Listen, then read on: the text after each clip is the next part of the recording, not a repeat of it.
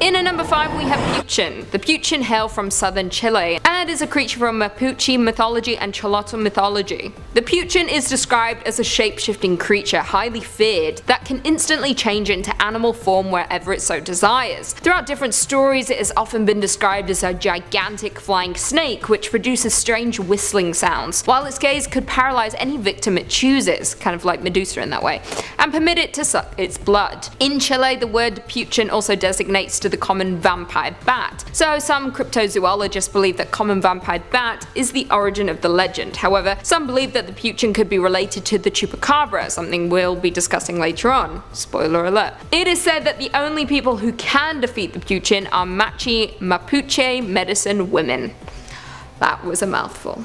In at number 4 we have duendes. A duende, for those who don't know, is a creature from South America that originated from the phrase possessor of a house and was originally conceptualized as a mischievous spirit inhabiting a home. Now duendes appear to pop up in many cultures around the world. In Portugal the word is used to describe beings of a small stature wearing big hats whistling a mystical song while walking in the forest. It is said that they lure young girls and boys to the forest, causing them to lose their way home. However, in Latin America this differs slightly. Duendes are believed to be the helpers of people who got lost in the forest so they could find their way home. They are also known to be gnome-like creatures who live inside the walls of homes, especially the bedroom walls of young children. As you can tell, the legend differs from region to region, some believing they are the souls of infants who died before they could be baptized. Others simply portray them as malevolent spirits that hide in homes and wreak havoc. Regardless of that, they are nasty little suckers who cause problems wherever they go. Coming at number 3 we've got the Bleeding Stone Curse. This legend dates back to ancient times, in which the citizens of Thessaloniki erected a stone to memorialize the thousands of citizens who were massacred by the Byzantine Emperor Theodosius. Now it's said every year on the day of the massacre the stone would bleed. Not wanting to be forced to face the consequences of his actions, Theodosius ordered the stone to be destroyed. This ended up making matters worse though. The area known as Hippodrome Square was cursed for ages after the stone was broken. Any building built in the area would fall and businesses started there would fail. Nothing could succeed in the area thanks to the curse of the stone. This curse remained for a very long time, forcing people to acknowledge the history of the site lest they fall victim to it. Then, in 1978, an earthquake occurred. It caused a building near the square to collapse, resulting in the deaths of 29 people. After this, a new building was built in its place. Known as the Bili Building, it hosts the Thessaloniki Archives, which serves as a stand-in for the Bleeding Stone. These archives detail the massacre and the people it affected in great detail. This is thought to have lifted the curse, although if this building were to ever be destroyed, it could spell doom for those around it.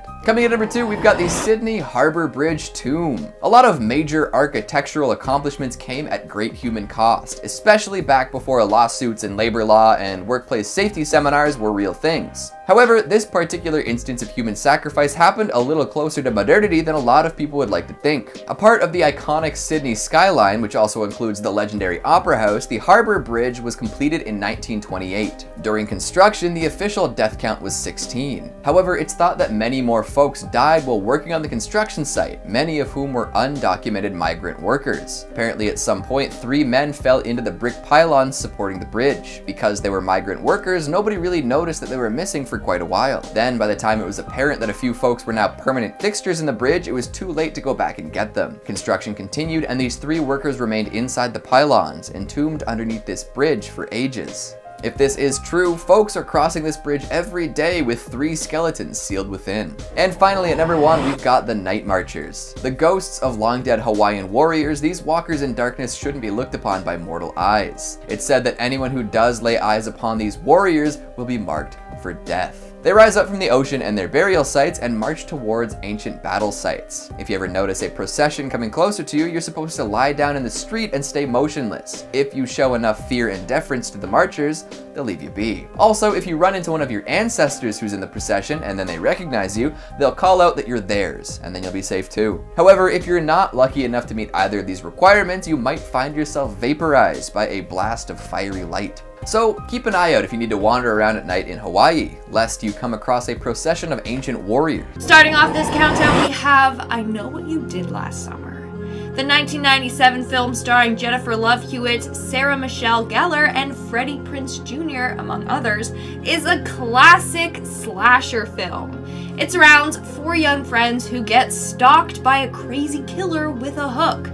The film draws inspiration from the urban legend, The Hook, which has terrified kids for ages. The Hook or Hook Man is an urban legend about a killer with a hook for a hand that attacks couples in parked cars. Now, over the years, this urban legend has changed a number of times, but the main concept is that a couple go out to a place in the woods called Lover's Lane. While cuddling and doing other things, an announcement comes on the radio. It says a prisoner has escaped an asylum and is on the run. He is a known killer who they call the Hook Man because he lost his hand in an accident and replaced it with a hook. Just as this announcement finishes, they hear scraping on the side of the car. The girl is so freaked out that she begs her boyfriend to just drive them home, even though he thinks it's just nothing. Then they arrive home and they notice a bloody hook lodged into the side of their car. Of course, this is just an urban legend, but it may have some roots in real life, like the 1946 Texarkana Moonlight Murders. Basically a series of murders and attacks on young people parked on lovers' lanes in Texas. The killer has never been caught. People were afraid that these were done by the Hook Man, and that the legend came to life. But in reality, the Hook Man is just one big urban legend and won't come after you or your friends. In our 4th spot, we have Mothman. Chances are you have probably heard of this urban legend. The Mothman originates from West Virginia folklore. Apparently, the Mothman is a large 10-foot tall gray creature with red glowing eyes and wings. On November 15th, 1966, 2 young couples called the police to report this creature. They said that this large flying man was following their car while they were driving. During the next few days, more and more people reported similar things. The 2002 film The Mothman Prophecies is based off of the 1975 book by the same name. In the film, a reporter is investigating the legend of the Mothman, and it's based on the actual sightings of Mothman that I just discussed.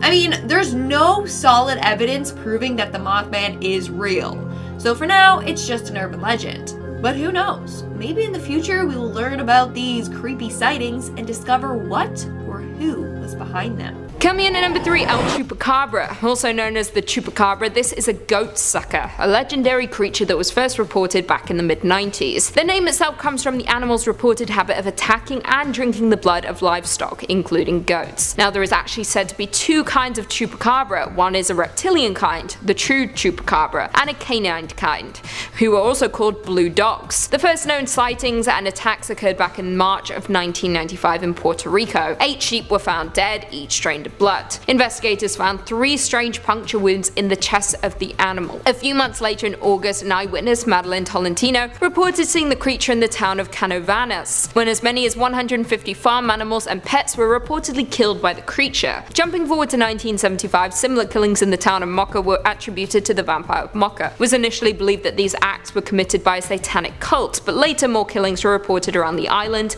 and many farms reported loss of animal life. Each of the animals were reported to have had their body bled dry through a series of small incisions. Now, like I mentioned before, the most common description of the Chupacabra is that of a reptile-like creature, said to have leathery or scaly greenish-grey skin, and sharp spines or quills running down its back. The other popular description is that of a strange breed of wild dog. It is described as being hairless and has a pronounced spinal ridge, unusually pronounced eye sockets, fangs, and even claws. In at number 2, La Llorona. Hailing from Hispanic folklore, La Llorona, which I'm pronouncing correctly now after you guys yelled at me in a previous video, is also known as the Wailing Woman or even the Crier. This is a legend about a woman who drowned her children in a lake and now mourns their deaths for eternity, roaming South America as a ghost or apparition. The story itself goes as follows. The woman was unloved by her husband, and one day she caught him with another woman. So as revenge, she drowned her sons in a river in grief and anger, and then drowned herself after she realized what she did. She was ultimately refused entry into heaven, for obvious reasons,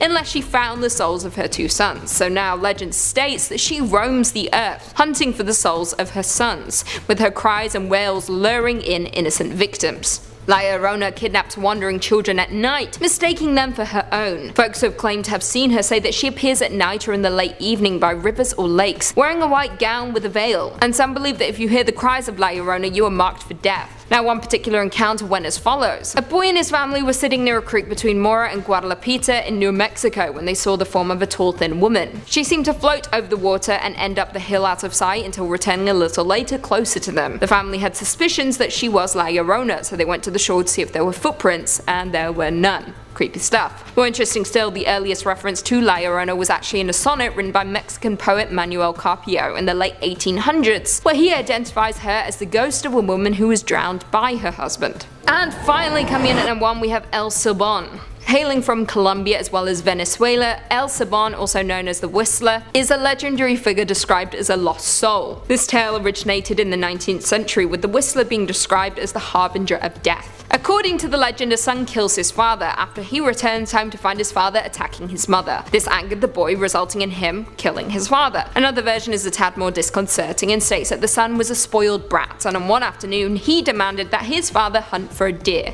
his favourite meal. However, when his father did not find any deer and instead returned empty-handed, his son killed him and cut out his heart, cooking them for dinner. Following this, a mother grabbed the boy's grandfather, who then tied the boy to a tree and unleashed a vicious dog on him. As this was happening, his mother put a curse on the boy, which ultimately condemned him to wander the plains as a ghost, carrying a sack of bones on his back. Some versions of the story state that these bones are of his father, while others state that these are the bones of his victims. Now, the Whistler is said to have a characteristic whistle that resembles the musical notes C, D, E, F, G, A, B in that order. It is said that when the whistling sounds close, there's no danger, but if the whistling is far away, it means the Whistler is nearby. Very confusing, I know. It is also stated that hearing the Whistler foretells one's own death, and in this situation the only thing that can save the victims is the sound of a barking dog. Many people from Venezuela have said that they have spotted the Whistler, primarily in the summer. However, it is mainly on rainy days that the Whistler wanders, hungry for death and eager to punish drunkards, womanizers, or even innocent victims. It is said that the Whistler will suck the alcohol out of drunkards through their navel when it finds them alone, and it tears womanizers to pieces, removes their bones, and puts them in the sack where it keeps the remains of its father. Lovely stuff. Coming in at number 5, we have the expressionless. According to this very bizarre legend, a nameless woman arrived at the Cedars-Sinai Hospital back in June of 1972 wearing a bloodied white gown. Now, what set this woman apart from the rest of the patients in the hospital was that she had a mannequin-like appearance, yet moved fluently like any normal person. Her face was devoid of facial features, and on top of all of that, the woman had a kitten inside of her mouth, which she pulled out before collapsing to the ground. Now, she was quickly rushed into a room and prepped for sedation, with the staff opting to restrain her just in case. However, when they attempted to inject her, the woman immediately fought back. She then rose from the bed and revealed razor-sharp teeth that were seemingly impossible to fit into her mouth. She then attacked one of the doctors, sinking her teeth firmly into his neck, killing him quickly. When authorities arrived, they couldn't restrain her, with the woman killing everyone in the hospital, with only one nurse surviving the onslaught, dubbing the woman the Expressionless. Since that day, there has never been a sighting of her, perhaps because she isn't real. What I don't understand is why she had a kitten in her mouth. That is the most bizarre part of the entire thing. Now, the origin behind this legend, it was uploaded on the internet, appearing on Creepypasta back in June of 2012. Coming in at number 4, we have Lavender Town Syndrome. This is a popular urban legend amongst gamers, specifically those who played Pokemon Red and Green in Japan. This legend began back in 1996 when there was an apparent peak in suicides and sickness in folks between the ages of 7 to 12 years old. Rumors began to spread that illness occurred in children who reached Lavender Town in Pokemon, with it being said that the town's theme music had extremely high-pitched frequencies that may have resulted in folks becoming sick or even taking their own lives.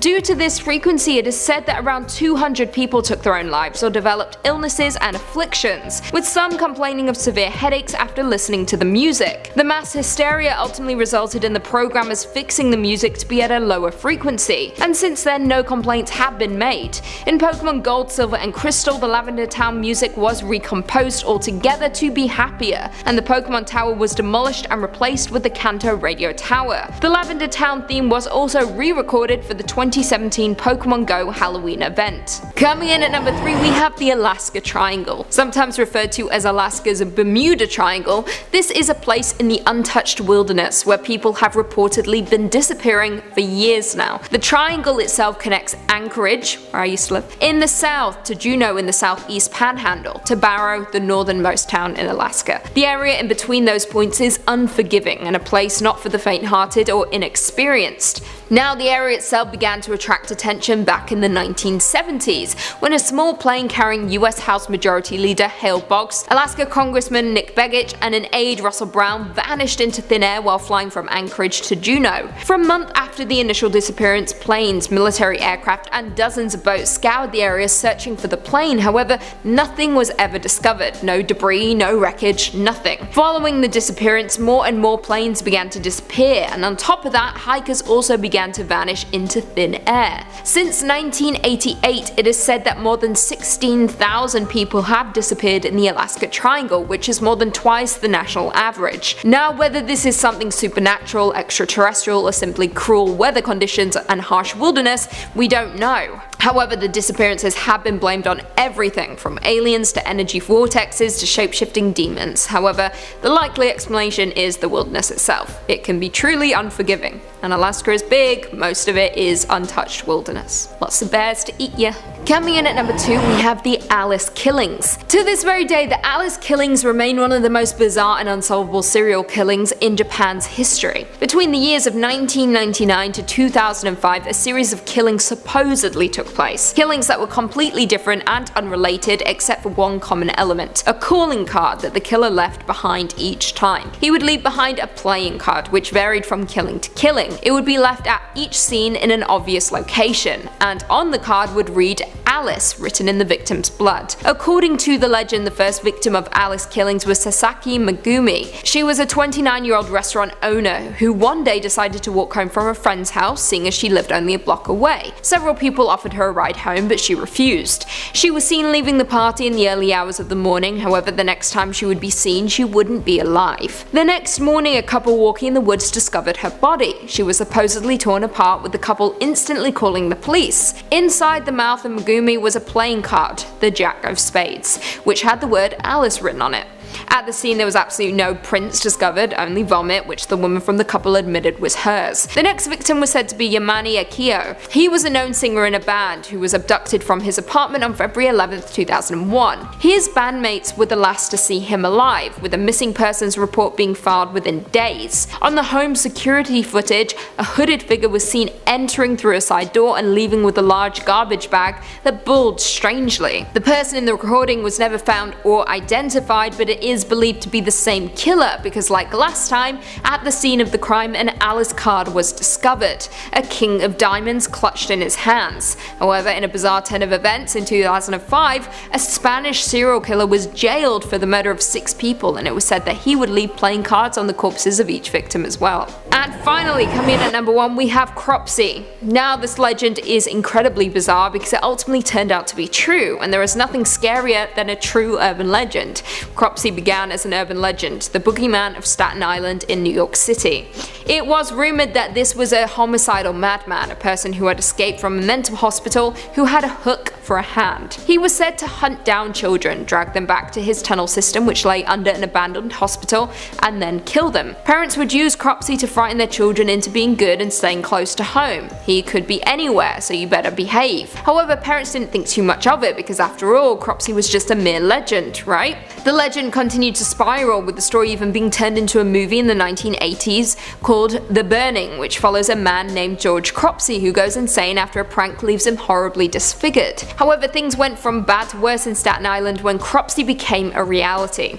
The boogeyman came to life in the form of Andre Rand, a homicidal madman. Rand worked as a janitor at the Willowbrook School on Staten Island, a place which was said to be horrifically cruel to its students. The school was built as a respite for children with disabilities. However, after it was revealed to be a living hell, it would close its doors in 1987. After its closure, janitor Andre Rand would continue living on the grounds and was suspected of kidnapping several children. However, despite this never being proven to be true, he was found guilty of the crime, specifically one kidnapping in 1988 and one again in 2004. The legend became so infamous across the state that a movie was made about the story and Andre Rand, simply called Cropsey. Coming in at number 5, the Dog Boy. Hailing from Arkansas, the legend of the dog boy is one of the most infamous around the state. In 1954, Gerald Floyd Bettis, born to parents Floyd and Eileen Bettis in the Bettis house, during his early years, locals would say that the boy would catch dogs and cats and keep them in his home. However, what he was doing with these animals was absolutely horrific. However, what he was known for was the treatment of his parents. It was said that he imprisoned them in the attic, keeping them in there for years. According to reports, he abused them, but he wasn't arrested for it until after the death of his father and the continued abuse of his mother. He ultimately died in prison of an overdose, but since then people have claimed that paranormal goings-on have occurred at the former home. Flickering lights, strange noises, and moving objects have all been reported over the years. In some versions of the legend, his ghost walks on all fours and is shaggy like a dog, while in other versions he appears as a towering man donning a brown jacket and a bow tie. Coming in at number 4, we have Dudleytown. Dudleytown is an abandoned settlement in Connecticut in the United States, more commonly referred to today as Ghost Town. Since the mid-1920s, the land occupied by the village has been maintained. However, due to vandalism and trespassers, the site is no longer open to the public. Now, some history before we get into the nitty-gritty of this legend. Dudleytown was never an actual town. The name was actually given to the portion of Cornwall that included several members of the Dudley family. A local rumor has since circulated online that alleges that the founders of Dudleytown were descended from Edmund Dudley, an English nobleman who was beheaded for treason during the reign of Henry VIII. From that moment on, the Dudley family was placed under a curse which followed them to America. This curse is what was ultimately blamed for instances of crop failures and mental illness in the village. On top of that, Dudleytown visitors also report seeing paranormal phenomena such as an unnerving lack of wildlife, floating orbs of light, and sinister wolf-like black shadows. Not only that, but there is also said to be a mysterious group in the area called the Dark Forest Association that is said to police the grounds with militant force. What exactly is going on in Dudleytown? I don't really want to know. Moving on to number 3, we have the ghost train.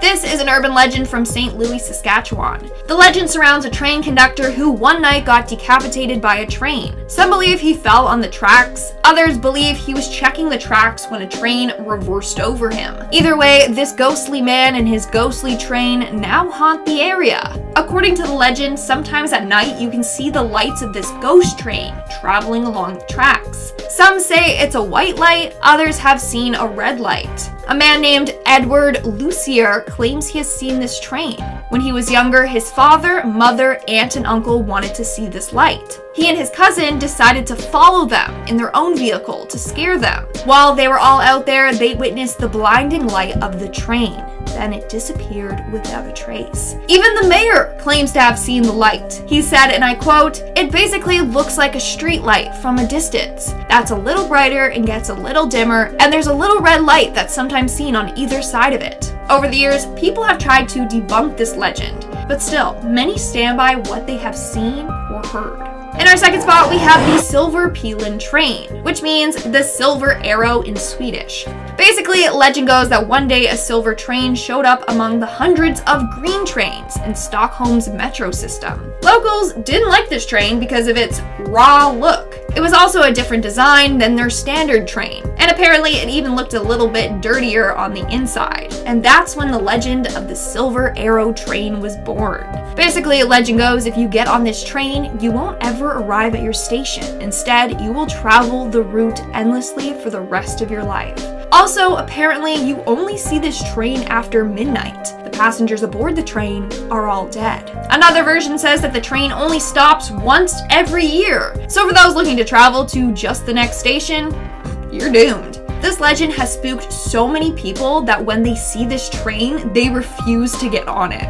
Also, people are gonna come for me and they're gonna be like, it's route, not route. Okay, I'm Canadian, so I say route. And in our number 1 spot, we have Kisaragi Station, aka the train station that doesn't exist. So this legend started after a series of posts were added on Japan's 2-channel message board. It was posted under a thread titled, "Post Strange Occurrences That Have Happened to You." It was then translated into English. So basically, the poster was riding a train late at night when she realized it was not going to any of her usual stops. Instead, it traveled for an hour without stopping. After finally stopping, she found herself at a place called Kisaragi Station.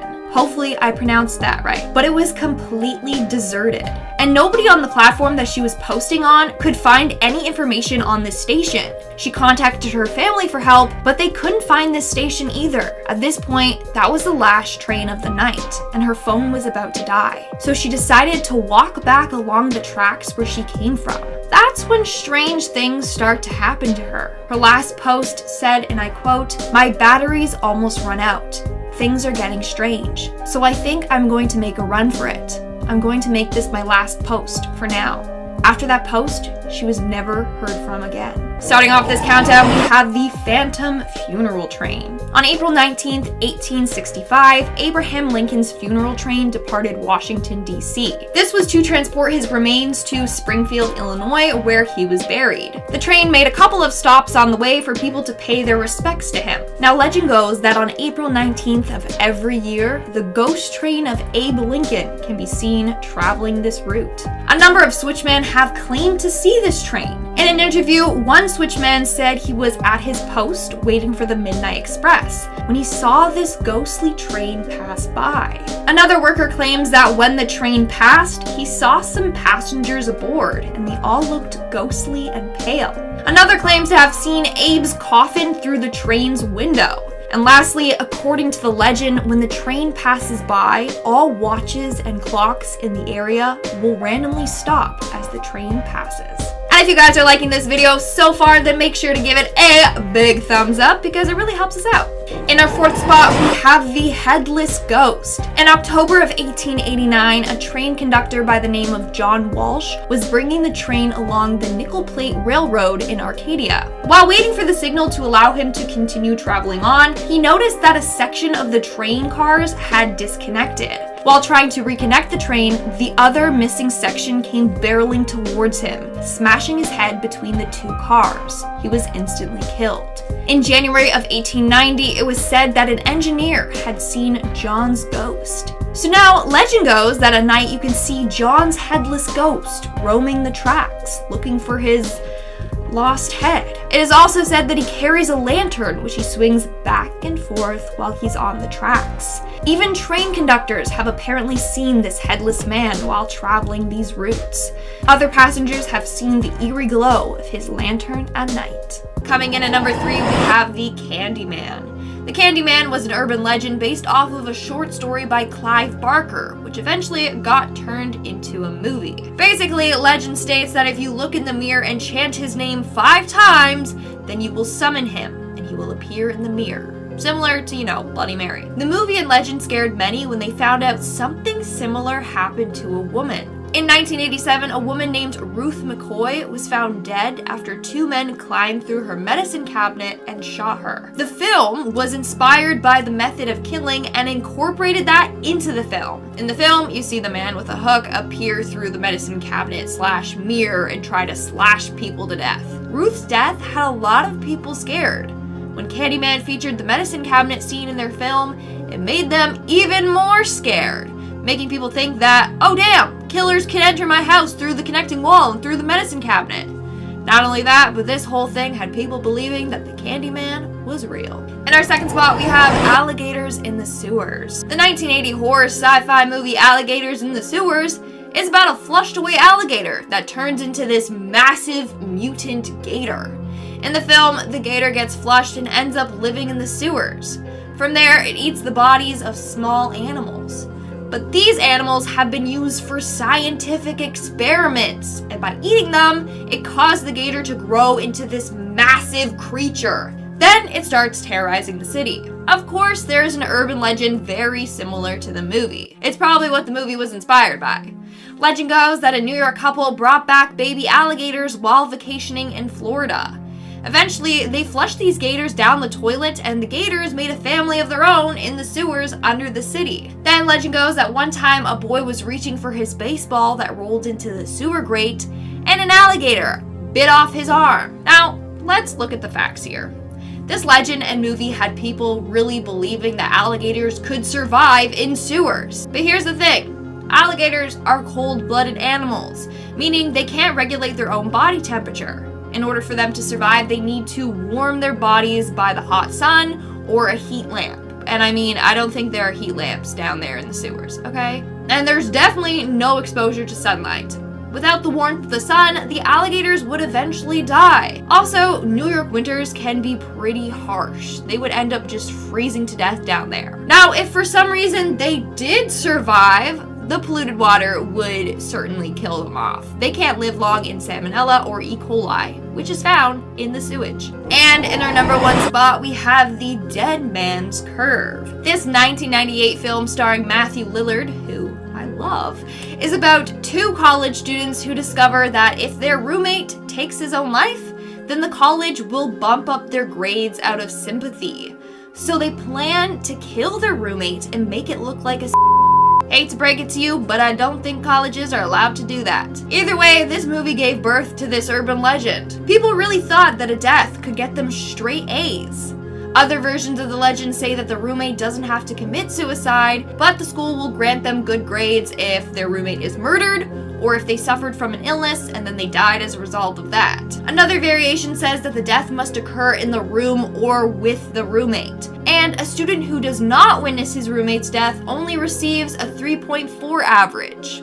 Honestly, either way, it's just pretty messed up. In at number 5, we have Space Mountain. There are a surprising amount of urban legends surrounding this ride at Disney World, which is odd. It is just a ride after all, right? Nothing strange about it. According to legend, one rider was decapitated while on Space Mountain because he supposedly stood up while riding. What an idiot. Now, this is only a little bit true. There was a decapitation, but it was on a test dummy, not a real person. No person has ever been killed while riding Space Mountain. However, there is another dark legend that surrounds this ride. According to legend, on Space Mountain you can find Mr. One-Way. Some accounts describe Mr. One-Way as a red-haired man with a red face, with stories stating that he hangs out in the line for Space Mountain. But this differs depending on who you ask. According to video footage, Mr. One-Way will sometimes get onto the ride with other passengers, grabbing an available seat. However, it is said that he disappears right before you reach the final tunnel at the end of the ride.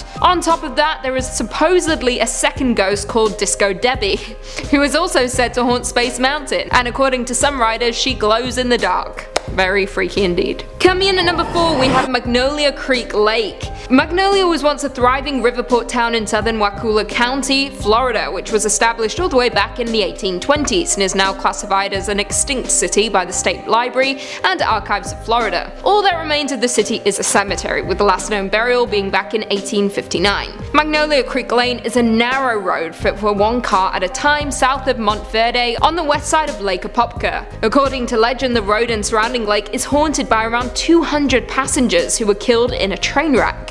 However, many have attempted to find evidence of this, but none has ever been found, yet the legend continues. Now, while the road appears to be built on an old train track, the only documented railroad ran slightly north of the location. Now, this road is supposedly where all kinds of horrible things happened back in the 1890s, and according to some locals, at the creek that runs to Lake Apopka, you can hear the loud screams in the woods. However, when you get closer, they move farther away. The screams are said to be that of the train crew that died. However, skeptics believe this is actually sound that is being reflected from another place. According to a local, Michelle, she said, I quote, "My cousin went to Montverde Academy and heard about this road that runs off 455 that used to be a railroad bed. And they say that if you go down there at night, you can hear ghostly sounds and see eerie shadows of people walking on the road. I don't know for sure about this because I never went there, so it is just what I heard." In at number 3, we have the disappearance of Ashley, Kansas. Now, this is a bizarre urban legend, but one of my favorites on this entire list. It is said that back in 1952, an anomalous incident occurred in the town of Ashley, Kansas. However, it should be noted that this isn't, nor has ever been, a real place. Sorry to burst your bubble. However, the legend states that back in 1952,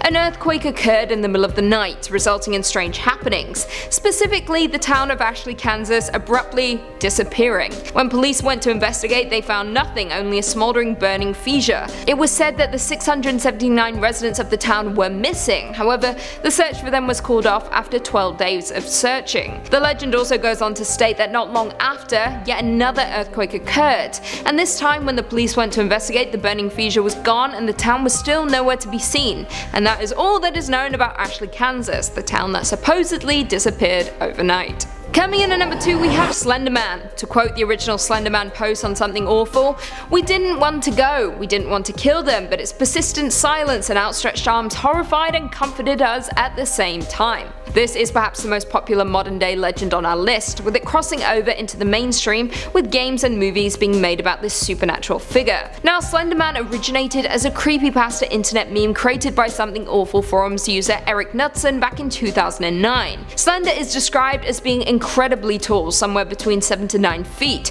as well as pale in complexion with an emaciated figure. He is sometimes portrayed with incomplete features such as empty eye sockets. He is also said to possess a handful of supernatural powers and abilities. He is said to be immortal, having lived for around 11,000 years without end, and any wounds inflicted on him instantly heal. Now, stories told about the supernatural character commonly feature him stalking, abducting, or traumatizing children. Now, outside of the internet, he has become an icon, with a prominent influence in popular culture, with video games being made about the figure, including Slender the 8 Pages and Slender the Arrival. However, things became very real with this legend back in 2014 when 2 girls attacked another girl and claimed to the courts that they did it for Slender Man, which is absolutely terrifying. And finally, coming in at number 1, we have the Russian sleep experiment. This urban legend emerged a few years back in 2010, so sorry to disappoint in advance, but this one is certainly not real, but that doesn't stop folks from speculating. Now, the legend itself recounts a supposed experiment that took place in the late 1940s in a Soviet test facility. According to the legend, 5 prisoners were kept in a sealed gas chamber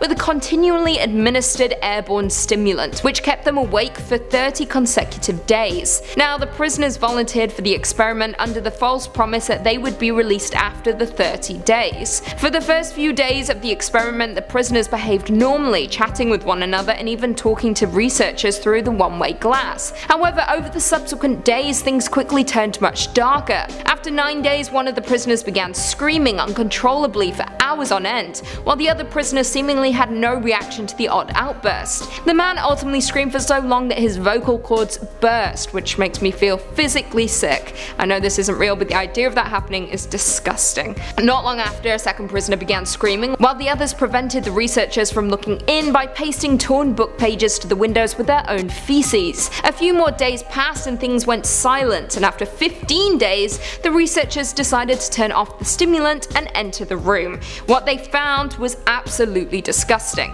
One of the prisoners was deceased, and the 4 remaining survivors had performed severe mutilation on themselves, tearing off their own flesh and removing their own organs. Coming in at number 5, we've got a Nevadan escapade. This story comes from a self-proclaimed survivalist living in Nevada. They open up the tale with a bit of a disclaimer, saying that they never really believed in the paranormal before this happened. In fact, prior to experiencing this, they would have assumed that anything strange going on would likely be the result of government experiments and the like. There was absolutely no way they expected an experience like the one I'm about to summarize. So the survivalist had a couple weeks of vacation saved up and didn't want to let it roll over to the next year. Taking that time off, he didn't really know what to do with himself. After a day of doing nothing, he decided to go camping on his own, as none of his friends were able to take any time off. Away he went, packing some basic supplies and grabbing coffee and donuts on the way out. After setting up camp in the middle of nowhere, the survivalist decided to have a little vodka and do some target shooting. Following an encounter with a jackrabbit, he came across a freshly killed coyote. Seeing as hunting coyotes is relatively common practice in Nevada, he didn't think much of it, but he still saw the way the body was left as strange. Weird smell too. That evening, while scanning through some capped channels on his ham radio, the survivalist came across something odd. Knowing that there was military presence in the area, he wasn't too surprised to hear the sounds of gunfire coming through the speaker. However, these wargame sounds were followed up by what he described as nails on a chalkboard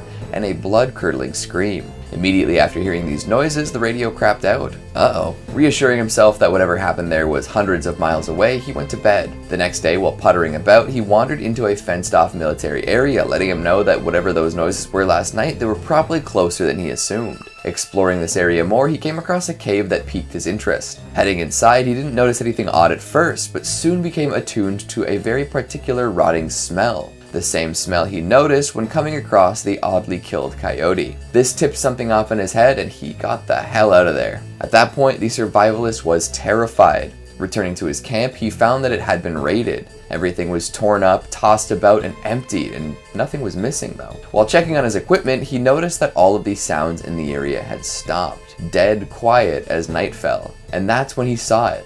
a humanoid creature standing off to the side, looking straight at him with dark voids for eyes. Hell, it even looked like it cracked a little smile. The survivalist tried to shoot it, but his bullets didn't seem to do anything but piss it off, making it scream in an ungodly fashion. Seeing that his weapon wasn't doing much, he booked it out of there and found a crevice to hide out in until sunrise. And when the sun rose, he got the hell out of there, ASAP. Coming in at number 4, we've got the Forest Ranger. Being a forest ranger must be fascinating, right? Out in the wilderness all day, every day, minimal human contact, keeping an eye on the local flora and fauna, occasionally taking part in rescues, maybe helping a lost hiker find their way, wearing a cool hat. What a life. Of course, it isn't all fun and games. There are plenty of harrowing situations one can find themselves in when deep in the forest. However, mythical monsters don't usually come up during job training, so you better watch out. Take this tale from a forest ranger somewhere in the States. While responding to a missing persons report, they found themselves in a tricky area of the hiking trail. At some point it splits, with one of the paths leading people deeper into the forest instead of back to the service area. Naturally, the ranger called for some backup, and about a half hour later his backup showed up. Ranger and backup head off into the woods, calling out for the missing person, but to no avail. And when they got to the split in the path, Mr. Backup disappeared too. Trying for a while to contact the missing backup on their walkie, the ranger got a little spooked. Then, when all hope seemed to be lost, he ran into someone matching the description of the original missing person. However, this individual didn't respond to anything the ranger said to them. The ranger took the person back to their truck and told them to wait in the back while he went to look for his backup again. At this point, his backup chimed in on the walkie, saying that he'd found the missing hiker at the bottom of a hill with a broken leg and would be returning with him soon, which didn't line up with what he had seen. The ranger went back to the truck and saw that it was empty, with the passenger door wide open and the cage inside bent out of shape. Apparently that kind of stuff had been happening for a while too. Folks hearing their neighbors calling out in the night when they knew their neighbors were on vacation, or perhaps hearing their dog barking outside when the dog was at the foot of their bed. Coming in at number 3, I-4 Dead Zone. Interstate 4 is a highway in Florida that spans 132 miles, with it running from Tampa all the way to Daytona Beach. Now, the interstate is frequented daily by folks heading to work and those on their way to Disney World. Now, while it is a popular highway, it is also another nickname for it, the Dead Zone, an area where folks need to be particularly careful. This area of the highway has been the location of many accidents, electronic malfunctions, as well as supposed ghost sightings. So why exactly is this spot so dangerous and filled with so much paranormal activity? Well, this is because this quarter mile of highway was built over a gravesite, and as we know from movies, a disturbed gravesite means bad news bears. It means you're in for a nasty surprise. It means you're gonna die. Don't believe it? Well, oddly enough, on the very first day the new interstate was opened, a tractor trailer carrying frozen goods lost control and crashed directly above the disturbed graves of people who had died from yellow fever. It is believed that around 1,500 to 2,000 accidents have occurred on the highway since 1963, which is a lot. And worse still, many of those accidents resulted in death, and between a 24-month period, there were around 44 car accidents, resulting in approximately 65 people being injured. Some locals fear this area of the highway so much that they actually take a much longer route around it. On top of all of this, back in the 1950s, a young boy was said to have disturbed the graves, and the following night he was killed by a drunk driver. And to add insult to injury, the driver was never caught. Coming in at number 2, we have the Devil's Chair, also known as the Haunted Chair. This is an urban legend hailing from folklore that is attached to a class of funerary or memorial sculpture common throughout the United States during the 19th century. Now, these chairs were known as the mourning chairs for visitors to cemeteries to sit on when visiting loved ones. However, since then, cemeteries have provided benches for similar purposes. Once the original purpose of these chairs fell out of fashion, superstition quickly developed in association with sitting in the chair. For example, some young people dare one another to visit the site, most often after dark or at midnight, or in some cases on Halloween. Stories state that if you sit in the chair at these specific times, something awful will happen, with people fearing that they will be punished. In Florida specifically, the Devil's Chair is located in Cassadaga, Florida, and is a graveside bench in the cemetery that borders Cassadaga as well as Lake Helen. According to legend, an unopened can of beer left on the chair will be empty by morning. Now, in some stories the can has already been opened, and in others the liquid is simply gone through the unopened top. On top of that, it is said that the devil will sometimes appear to anyone bold enough to sit in the chair itself. So if you do decide to visit the chair at night and take a seat expecting to meet the devil, just be sure to have a beer in hand ready for him, because it is said that he will be expecting one. As am I, all the time.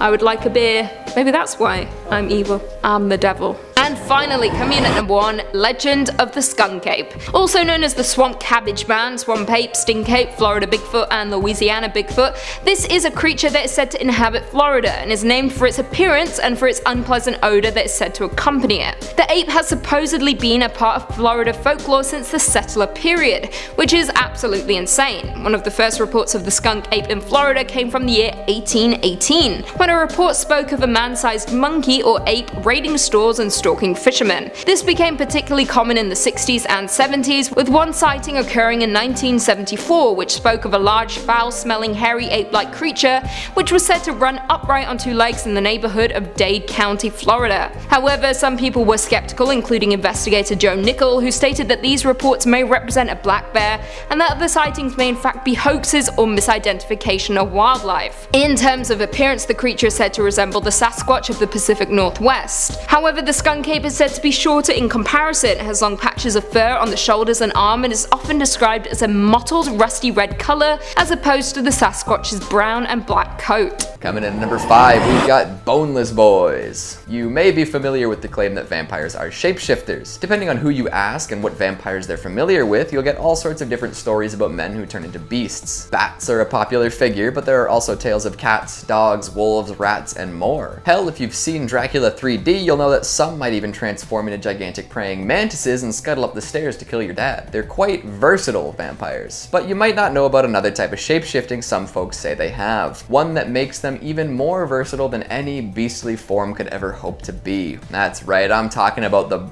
boneless vampire. What do you mean boneless? Well, I mean they literally have no bones. Now, I can't prove this, but tell me, have you ever seen a vampire's skeleton? Whenever they die, whether it be by stake or by fire, they disintegrate into dust or other similar vampire particles, right? They leave no bones behind because there are no bones. It's a revelation, I know. But they can still walk and talk like any other humanoid, but with the added benefit of vampire powers. Plus, this bonelessness means they're fantastically flexible, which works wonders in their seductive activities and their sneaking into homes to drink blood. Even if you lock your abode up tight, a vampire can contort its boneless form and make it through the tiniest of cracks. Keyholes? Not just for keys anymore. I bet you didn't expect me to lead with a legend like that now, did ya? Hopefully that sets the tone. Coming in at number 4, we've got the Sukuyan. A lot of folks look to European legends to find out about vampires, but they really do exist all around the world. By different names, sure, but they still suck blood and pass for people. One such fascinating bloodsucker is the Sukuyan from Jamaica. The creature takes on the form of a shriveled old lady by day. You might even see her at the market and offer her a helping hand. But if you knew what she did by moonlight, you'd take your helping hands elsewhere. A Sukuyan will shed her skin at night, becoming a blood-drinking fireball. This skinless apparition can then float around the community, drinking the blood of anyone unfortunate enough to become a target. After a long night of draining folks of their vital essences, the fireball returns home to its discarded skin. It can then don the loose organ like a suit and return to life as an old lady. With every use, the skin becomes more and more wrinkly,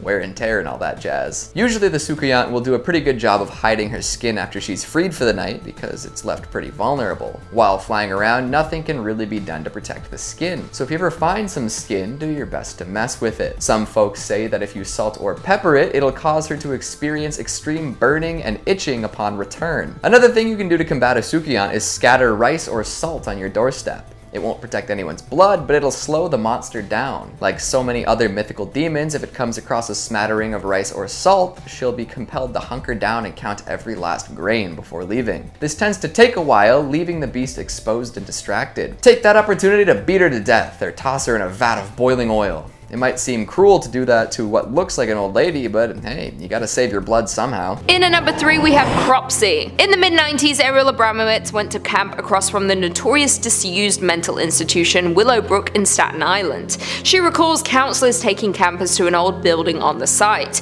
with something like blood smeared on the walls. They spooked them with tales of a boogeyman named Cropsy. Allegedly, he was a respected community member. He has a family and a child who he loved. One summer, he sent his child to the local camp. His son was later confirmed to have died at the camp. This sent the man mad. He disappeared from his life. No one knew where he had gone, but before he left, he vowed to get revenge on the other kids and campers. He was later found and taken to a mental hospital. The next time we would hear of him, he was described as a homicidal madman, an escaped mental patient with a hook for a hand who hunted children and dragged them back to the tunnel system that lay under the abandoned ruins of the old Seaview Hospital, a former tuberculosis sanitarium. Soon the urban legend would be unmasked as Andre Rand. Rand worked as a janitor at the Willowbrook State School on Staten Island, a place whose name alone has the power to frighten adults and children alike.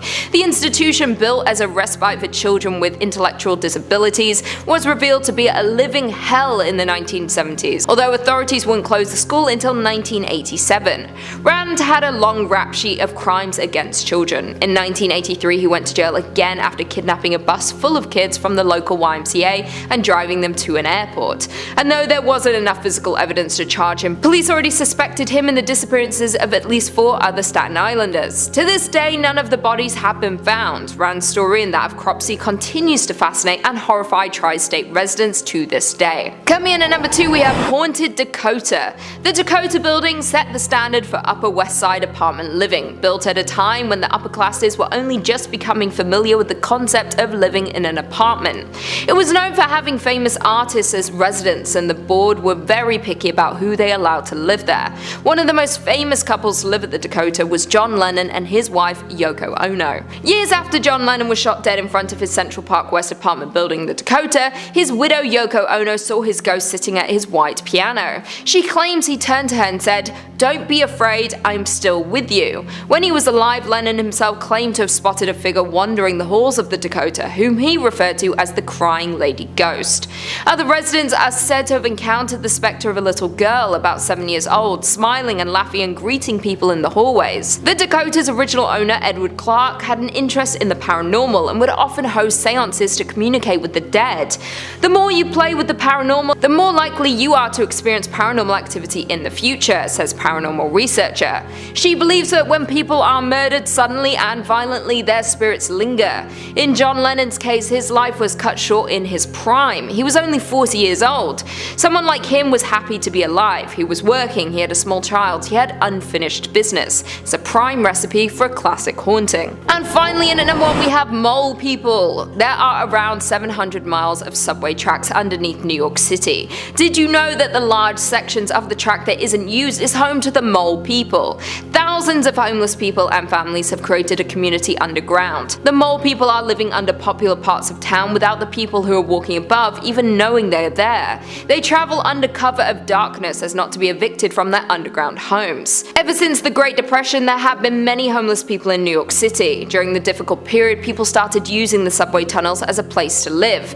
The places where homeless people live are dangerous. Rodents and reptiles lurk through the tunnels. There are debris and other hazards in the dark, plus the darkness conceals criminals, and mole people are often the victims of attacks. Thieves even steal what little they have. The entrances to the subway tunnels are easily accessible by anyone who has the desire to venture into them. There are numerous entrances throughout the city. However, it is illegal to enter, and going into them can result in criminal charges. Just like any place that numerous people live, the mole people form communities. Most of them look after each other, but there is also a kind of hierarchy. Most of them are very territorial over the section of the tunnels where they live. After all, it is their home. There are couples and even families that live underground. The sad part is these people risk losing their kids if authorities find out they do not have a place to live. So the families living in the subway do their best to stay concealed. People are not the only ones living in the subway tunnels under New York City though. Many animals live beneath the streets. Some of the mole people even domesticate these animals and live with them. These animals keep them company in the very isolated and lonely place they call home. The mole people do anything they can to eat and obtain the things they need. It's difficult for them though.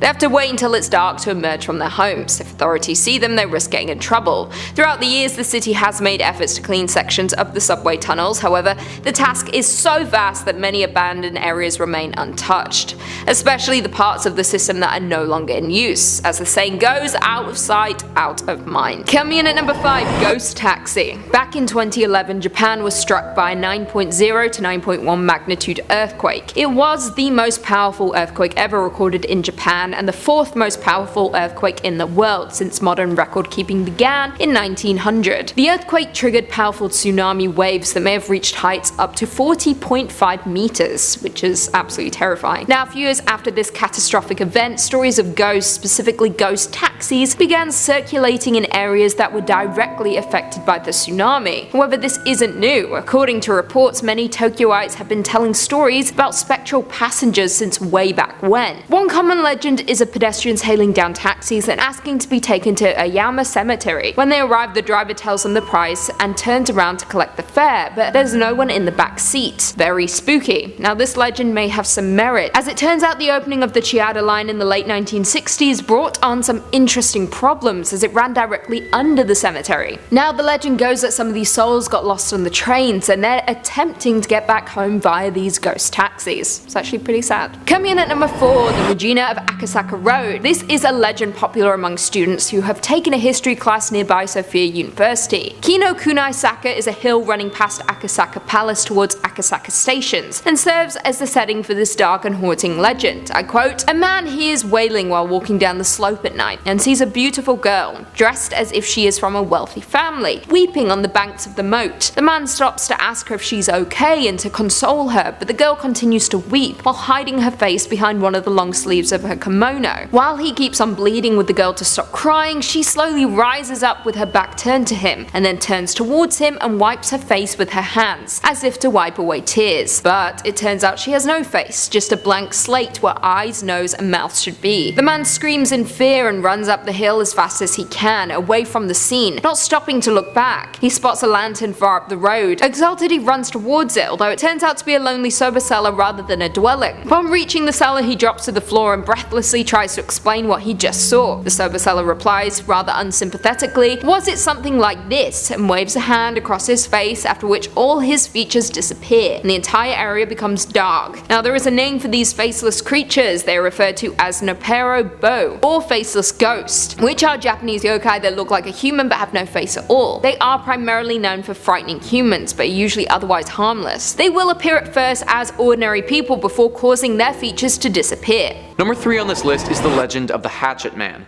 Back in the 1800s, there was a man named Andrew Hellman who owned and operated a cemetery. One evening, Andrew was finishing up his business outside, and he was savagely attacked by an unknown assailant. The attacker had a hatchet and used it to cut Andrew's body up into little tiny pieces. This clearly wasn't enough for the killer though, who then took all of these little bits of Andrew and scattered them around the entire cemetery. Andrew was a nice man and didn't deserve this at all, and he definitely didn't deserve for his soul to get trapped in limbo like it is right now. Legend says that Andrew's spirit still wanders through this cemetery and has completely lost its mind. People have reported hearing the sound of somebody banging a hatchet on gravestones throughout the cemetery, screaming at the top of their lungs as they do it. It has also been reported that they have discovered hatchet scrapings on the tombstones in this cemetery as if somebody had slammed a hatchet on them as hard as they could. Some locals even believe that Andrew's ghost or Hatchet Man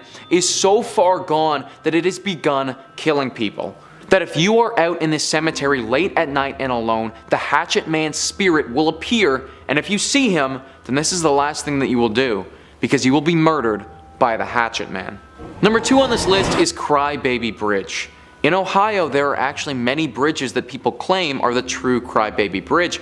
However, when I was doing my research, the one that I heard the most about was a bridge located in Fremont. The urban legend of Crybaby Bridge was a sad one. As I imagine you've probably guessed by now, this legend includes a baby. It's said that many years ago a mother took her newborn to this bridge. The baby that she had just given birth to was unwanted. Now it's unclear why this baby was unwanted. Was she incapable of taking care of it? Was potentially her partner involved in the decision? That part of the story, it's not known. But what is known is that she took the child and she threw it into the river to drown and die. Then, after standing there and seeing her baby drown down the river, the mother threw herself over the top and killed herself the same way. People think that she killed herself out of guilt for what she had just done to her child, and this is why I think there has to have been some external factor that we don't know about forcing her to do it in the first place. Whatever the reason though, the killing of a newborn like that with the amount of guilt and emotion, it leaves something behind. The people of Utah believe that if you go to this bridge in Fremont late at night and wait there,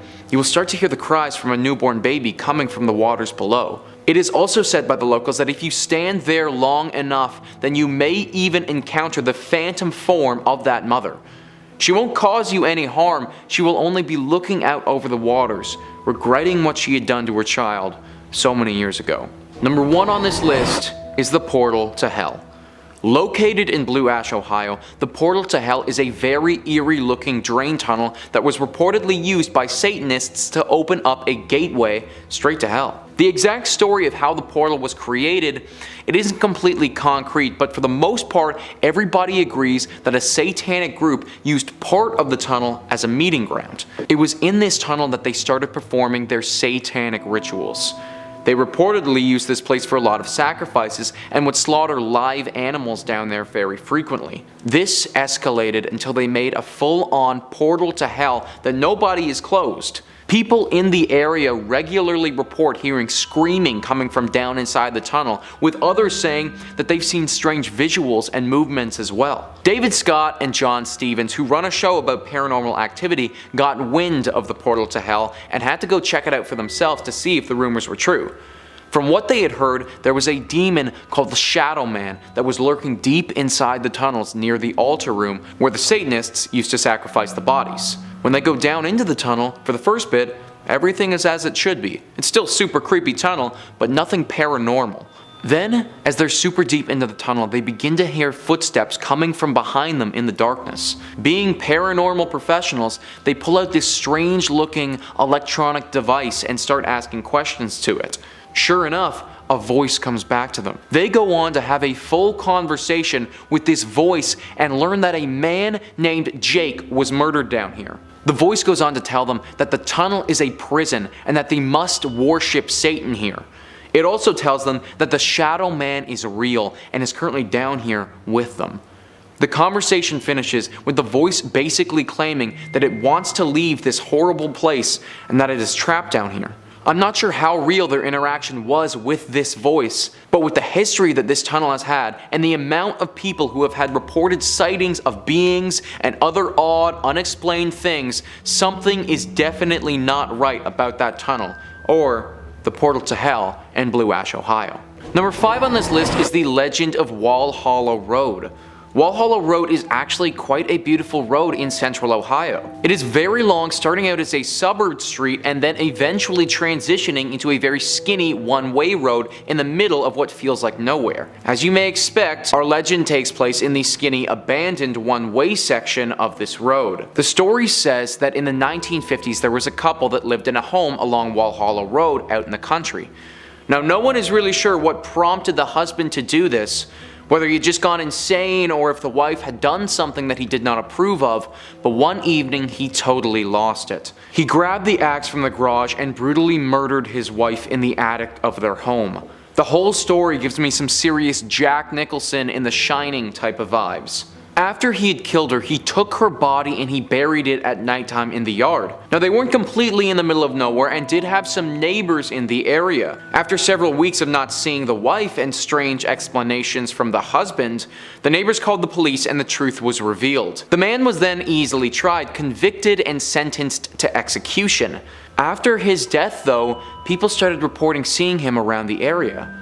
When they reported this, nobody took it very seriously, considering it had been big news when he was sentenced to death and everybody had heard about it.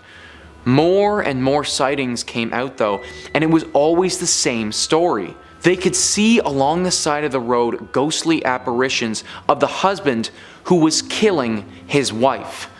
Almost as if the scene was getting played over and over and over again. The locals now swear that if you head down that road and get to the one way, then it's very possible that you will see the ghost of our murderer replaying the killing of his wife. Number 4 on this list is the lizard men. Now, this is certainly a strange one, but honestly it's one of the biggest urban legends that Ohio has to offer. The legend can be traced all the way back to 1955, where it was reported that a traveling salesman spotted these strange looking creatures. Now, this story sounds a little bit ridiculous to me if I'm being completely honest, but apparently 3 lizard-like creatures that are roughly 3 feet tall were standing on their hind legs having a full-on conversation. When the man pulled up to them and couldn't believe his eyes, because it's literally these 3-foot lizards talking to each other, they whipped out a magic wand and then used their magic wand to conjure some sparks, which provided them with enough cover to then run away. Now frankly, that part of the story sounds a lot more like my traveling salesman buddy was dipping a little bit too deep into the drink, or potentially some other illegal substances. But some of the other encounters that people have reported having with these beings aren't quite as outlandish. In 1972, for instance, a police officer was driving his car by the Little Miami River and in his headlights saw a very large creature sprint across the road and leap off a bridge into the river. He was totally blown away and said that the being was nothing like he has ever seen, painting the picture of a unique lizard-like man when he described it. Throughout the years, there have been a lot more sightings of the lizard creatures by Little Miami River, similar to that of the police officer. Up to this point, there haven't been any deaths or harm that has befallen on the people that have come across this creature or creatures, so it isn't necessarily too scary, but I had to include it on this list simply due to the amount of sightings that people have had and how popular of an urban legend it is to the Ohio locals. Coming in at number 3, we've got dreaming of dead family. You would think that seeing a dead family member might be nice. You know, maybe they're here to give you some advice or warn you of impending danger, or maybe they're just showing up because they miss you. Aww. However, there's a South Korean urban legend that says dreaming of a dead loved one is bad news. Do your best to resist their lovely charm, alright? It's said that if you dream of a dead family member or friend, they're going to try and steal your soul. They'll call you towards them, and if you head on down and give them a hug, it's game over. This is especially common near water, apparently. If these dreams persist, it's best to look into why they're happening. It's likely that whoever's calling out to you thinks that you owe them something, or you're holding on to one of their belongings. To figure out for sure, people advise heading out to wherever they're buried to pay respects. That should take care of the potentially soul-stealing dreams, and if not, well, I don't know what to tell you. Keep avoiding hugs, I guess. Coming in at number 2, we've got dog-human hybrids. Stories of people hearing disembodied voices while walking alone have been around pretty much forever, but this particular legend explains the mysterious phenomenon in a pretty creepy way. Around the 1970s, all sorts of folks started telling tall tales of finding truly disturbing creatures late at night. While strolling along, they hear a voice. They look up, they look down, they look left, they look right, and nobody's around, so they resume walking, but the voice calls out again. It's talking to them. A little paranoid now, the person checks behind them and looks to see if anyone is leaning out of a window or something. No dice. Then a little dog runs up to them. Oh, what a cute little dog, they think. But then it speaks, using language. And the person gets a good look at the 4-legged creature, and oh god, it's got a human face. Anyone with unsoiled trousers at that point is a champion. These chimeric abominations are apparently quite common in Japanese and Korean folklore. It's said that someone who lives a sinful life will end up reincarnated as a half-dog, half-human monstrosity. Like, it would be cool to live the carefree life of a dog, but definitely not with a human head and intelligence. But considering my sinful modern lifestyle, I'm destined to become a dog man. What's a good name for one of those? And finally at number 1, we've got sesame seeds. I know what you're thinking. Keegan, you must be losing it. Sesame seeds are an urban legend. They're an edible plant byproduct, delicious on bagels and breads. But you see, I know sesame seeds are real. But there are plenty of legends concerning them in Korea. Remember when I warned all the trypophobes to skedaddle? Well, this is why. There are a few different stories about the ill effects of sesame seeds. One concerns a young woman taking a rejuvenating sesame seed bath. She learns of a lovely new skin treatment where you pour sesame seeds into your bath water. Supposedly this does wonders, leaving you extra youthful and glowing with super clean pores. So the woman decides to give it a try. She fills the tub, tosses in the seeds, and steps into the bath. Her mother, knowing how excited her daughter was to try this treatment, begins to worry after she doesn't come out of the bathroom for an hour. She knocks on the door but gets no answer. Fearing the worst, the mother forces the door open and stumbles in. Her daughter's unconscious in the tub with sesame seeds stuck on all of her grotesquely open pores. The seeds have taken root in her skin. Oh, yuck. Coming in at number 5, we've got the peace picture. I love this story. Honestly, I had no idea that it came from Korea either. When I worked as a camp counselor, I would tell this on night hikes all the time, and let me tell you, it really scared some campers. There are a few different versions with different main characters and different setup scenarios, but the meat and potatoes all pretty much stay the same. Alright, so the legend goes a little something like this. A middle schooler is biking home with his friends and they come to a forest path. Our main character lives through the woods and his pals take a different route home. So the group splits up and the young lad cycles through the trees. As he's going along, something catches his eye. There's a Polaroid picture lying face down at the foot of a tree. He pulls off the path, hops off his bike, and notices that there's a broken bicycle behind the tree. Picking up the photo, he sees a cute girl smiling at the camera, flashing the peace sign. You know the one. He really likes the picture, so he pockets it and heads home. That night, the boy feels an overwhelming urge to look out the window. When he does, he notices a young girl standing in his yard, facing away from him. He calls out to her, but she doesn't react. Feeling strange, he heads downstairs and walks into the yard, but the girl is nowhere to be seen. The next day, he shows his friends the picture and tells them the story of the girl in his yard, but none of them seem to recognize her. They go about their day at school, and then it's time to go home. On the ride home, the boy keeps an eye out for the girl about town, but doesn't see anyone resembling her. He and his friends make it to the woods again and split up. Distracted, the boy pedals his way through the flora and fauna. Suddenly, he catches a glimpse of someone behind a tree and cranes his neck to see if it could be her. Unfortunately, this causes him to lose his focus and crash. He doesn't survive. Weeks later, another kid is wandering through the woods. They see a Polaroid photograph lying in the decomposing leaves. Picking the picture up, they see a really cute girl holding up 3 fingers. Thinking it's a nice photo, they pocket it and head right along. Creepy, right? There are many variants, with car wrecks instead of bike crashes and grown men instead of school children, but the peace sign evolving into a 3 with another victim stays the same. Coming in at number 4, we've got virgin ghosts. It's every frat boy from the 80s worst nightmare, dying a virgin. Apparently this fear crosses cultures too. Known in Korea as the Chonyo-guishin, they can be found all over the place. Folks say that you might run into a virgin ghost in abandoned buildings, hospitals, schools, bathrooms, cemeteries, and forests. So basically, anywhere you might have found a living virgin. They're characterized by their long dark hair that completely covers their face, and they're always wearing white clothing. Look behind that hair and you'll notice they look pretty bummed too. I suppose that comes with the title, huh? People say you'll know you're near one when the temperature drops suddenly and the wind changes direction. Chills are a common symptom too, but those kinda come with the previous 2. In Confucian Korean culture, it was a woman's role to serve her father, husband, and sons. If someone died before doing these things, she would be cursed to wander the earth forever. So if a woman was to die a virgin, she would become a Chonyo-guishin.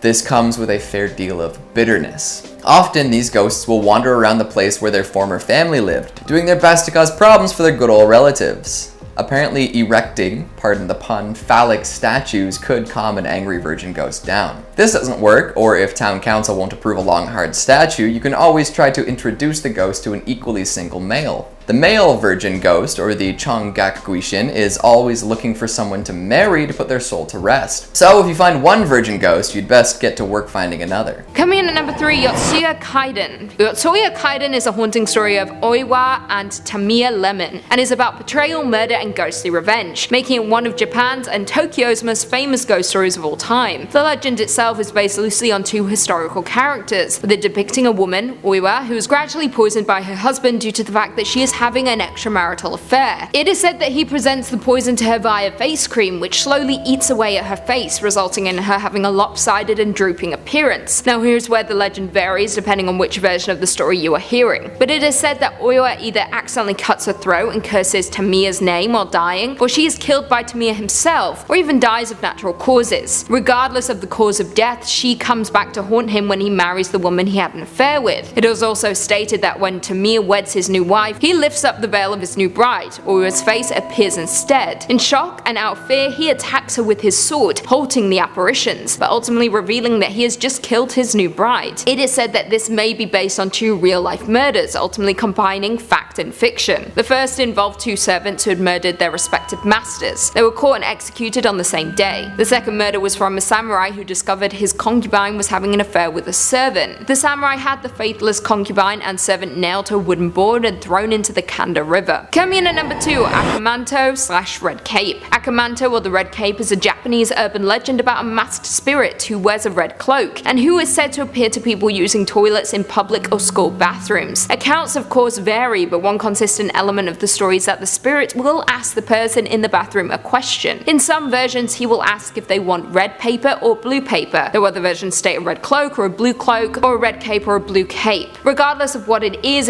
always blue or red, and regardless of the colour, no matter what option is selected, the person will always be killed. Specifically, if the person chooses the red option, they will be lacerated in such a manner that their body will be drenched in their own blood. Lovely. If the person chooses the blue option, the consequences range from that of the person being strangled to all of the person's blood being drained from their body. So what you must do is ignore the spirit, run away, or reject both options in order to survive. However, if an individual attempts to outsmart Akamanto by asking for a different colour of cloak or cape, it is said that they will be dragged to an underworld or hell as a result. Author and folklorist Matthew Meyer has stated that the Akamanto has been recorded as a schoolyard rumour since the 1930s. Also more recently in the 2003 video game Castlevania Area of Sorrow, an enemy is featured known as Killer Mantle, which may have been based on the Akamanto legend. And finally coming in at number 1, the Curse of Masakado. Taira no Masakado was a samurai in Japan who led one of the largest insurgent forces in the period against the central government of Kyoto. In 939, during the Heian period of Japanese history, Masakado led a minor rebellion which began when Masakado led an attack on the outpost of the central government in Hitachi province, capturing the governor. This resulted in Masakado becoming the new emperor. Over the centuries, Masakado became a demigod of sorts to the locals, with some even feeling the need to appease his malevolent spirit. Masakado ultimately met his end in a rather grisly manner, decapitated. His bodiless head oddly enough managed to be preserved remarkably well until it was eventually buried. Now his grave lies in Tokyo near the Otemachi subway station, and it is said that removing or relocating it has been proven incredibly difficult, with many attempts resulting in those being plagued by misfortune. When the nearby Ministry of Finance tried to level the hill after 1923, 14 workers related to the project started dropping dead like flies from accidents or other bizarre incidents. It is said that the curse still exists to this day, with various stories of people becoming ill or dying after the shrine had been messed with. People have learned their lesson though and rarely touch it. It's even said that desks inside the buildings around the shrine are placed so as to not make anyone sit with their back to Masakado. Coming in at number 5, we've got Biringan City.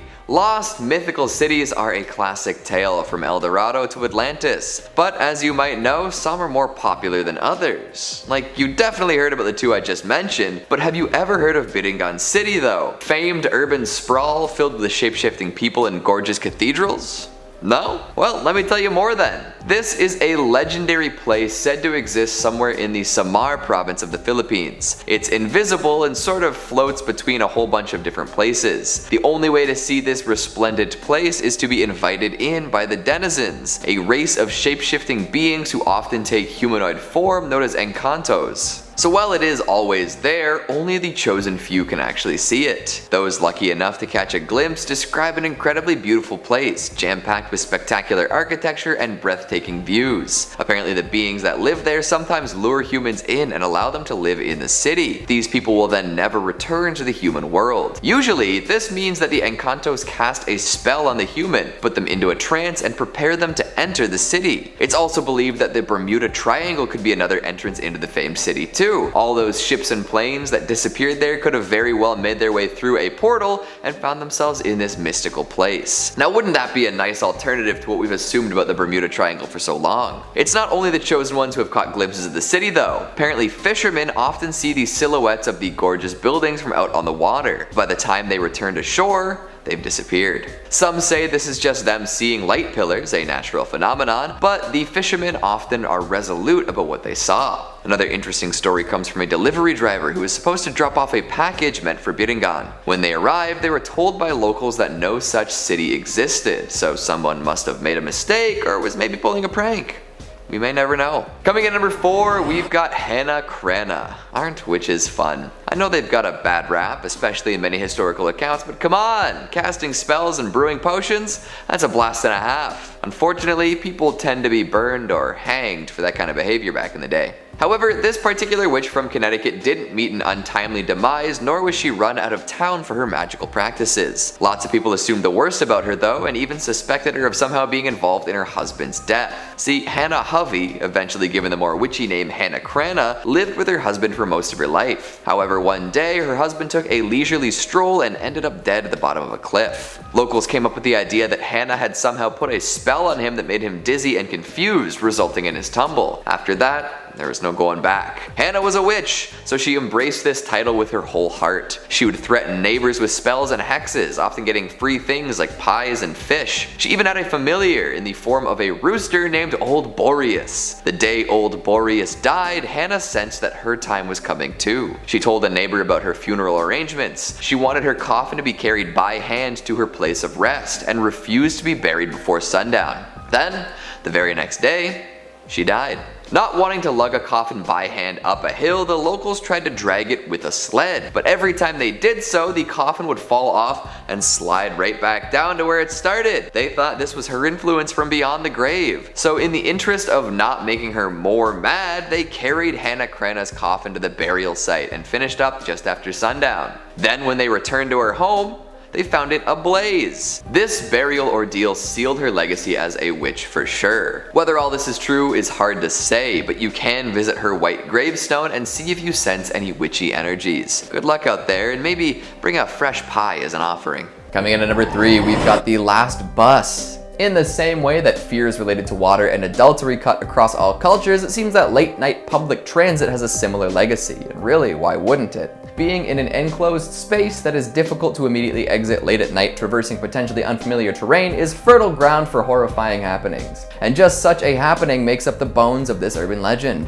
In the mid-90s, a bus was heading to Beijing's Fragrant Hills. As it trucked along, 2 men attempted to flag it down. This was odd, considering that they were not at a bus stop, but the driver was feeling generous that day. Turns out there were 3 men, 2 of which wore traditional ancient robes, and 1 more who was being held up by the other 2. As the bus rolled along, it slowly emptied until there were only 2 passengers left, not counting the 3 latecomers. A young man and an old woman both sat there, looking at these pale passengers. Suddenly, the old woman accused the young man of stealing her wallet and demanded that the bus driver let them off so they could take this matter to the police. When they got off, the man was furious. Not only had she falsely accused him of committing a crime, she had also had them get off in the middle of nowhere. Not even a police station was nearby. However, she had a good reason to cry wolf. She'd noticed something nobody else had. The 3 men had no legs. They'd been floating at the height of standing men and therefore must have been ghosts. Who knows what might have happened if they stayed on that late night bus with the 3 phantoms. Coming in at number 2, we've got Single Braid Road. What could be a reference to the shape of the road is actually a morbid description of a terrible death that supposedly occurred here. Let this be a lesson to you all. Don't jump from trains. Okay, I'll explain. Way back when, it said that there was a young couple. The man had all of his paperwork sorted out, but the woman did not. She, being an illegal immigrant, was living a life a little on the edge. Partway through the journey, some police officers boarded the train in order to check everyone's passports and such. Realizing this would not end well for her, the young woman decided to hop off the train. Unfortunately, she had done her hair in a very structurally sound style that day, a single long braid. When she jumped out, her hair got caught in the window, ripping her scalp from her head and taking her face along with it. After having most of the skin on her head removed, she crawled her way to Single Braid Road and died there.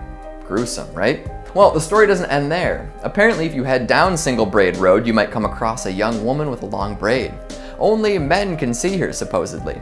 If you approach her, she'll turn towards you and reveal that she lacks any facial features. I'll leave you to imagine what might happen next. And finally, at number 1, we've got the Suicide Shopping Center. Look, I get it. Sometimes malls make me want to hop over the guardrail and into the fountain below. We've all been there. However, so many self-inflicted deaths have occurred at this shopping center, folks are starting to get suspicious. Since it opened in 2004, over a dozen folks have committed suicide outside of Liwan Plaza. Some say there's a mysterious presence that might give the unfortunate souls a little push.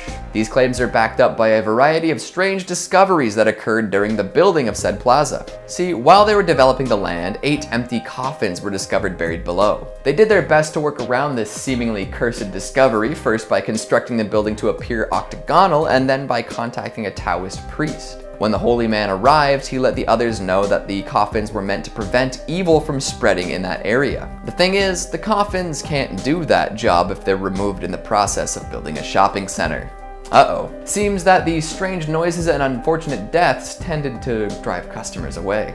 It's too bad, isn't it? Coming in at number 5, we've got the 13th child. 13 children is a scary enough thought on its own, regardless of whether there's some sort of paranormal activity going on. No matter how you approach it, that's a lot of kids. Imagine babysitting 13 kids. Chaos. Or even worse, imagine popping a baker's dozen out of your nethers. Nightmarish. This urban legend capitalizes on the scare factor of both plenty of children and the unlikelihood of actually managing to birth an unlucky amount of them. It's been said that there is a woman living in the expansive forest of New Jersey's Pine Barrens back in the 18th century. Somehow, this hermit managed to sire 12 kids while living her life in the woods. However, the 13th child was one too many, and she cursed this infant upon realizing she was pregnant. The baby was born a freak of nature with features that only a mother could love, and unfortunately, this mother did not love them. It sprouted bat wings, had cloven hooves, and took on some truly chimeric qualities. In fact, some say that this cursed kid became the legendary cryptid known as the Jersey Devil. Ever since, this child has been terrorizing the surrounding areas, causing all sorts of problems. Imagine the baby from It's Alive, but somehow worse and more long-lasting. After all these years of sightings, a zoo has even posted a $10,000 reward for anyone who can capture the creature. Honestly, $10,000 seems a little low for such a horrid beast, but hey, cryptozoology and urban legends don't have a whole lot of money behind them, huh? Over the years, many famous sightings have been reported. A Commodore visiting a mill to inspect cannonballs claimed to have seen a flying creature and fired a cannon at it to no effect. Napoleon Bonaparte's older brother Joseph claims to have seen it while hunting in Bordentown. And of course, over the years, all sorts of missing livestock has been blamed on the ravenous appetite of this cursed child turned devil. Now, there have been plenty of different explanations concerning the 13th child. Some think the tale is just a result of Pine Barrens boredom, folks telling tall tales to keep their kids in line while living in the middle of nowhere. Another possibility is that outdoorsmen could have been mistaken for the creature by less experienced hikers. See, before bug spray was a hot commodity, folks would cover themselves in mud to keep the mosquitoes off. This could have resulted in some hikers seeing these muddy figures from far away and mistaking them for something else. Or maybe the 13th child was indeed cursed and mutated and enduring.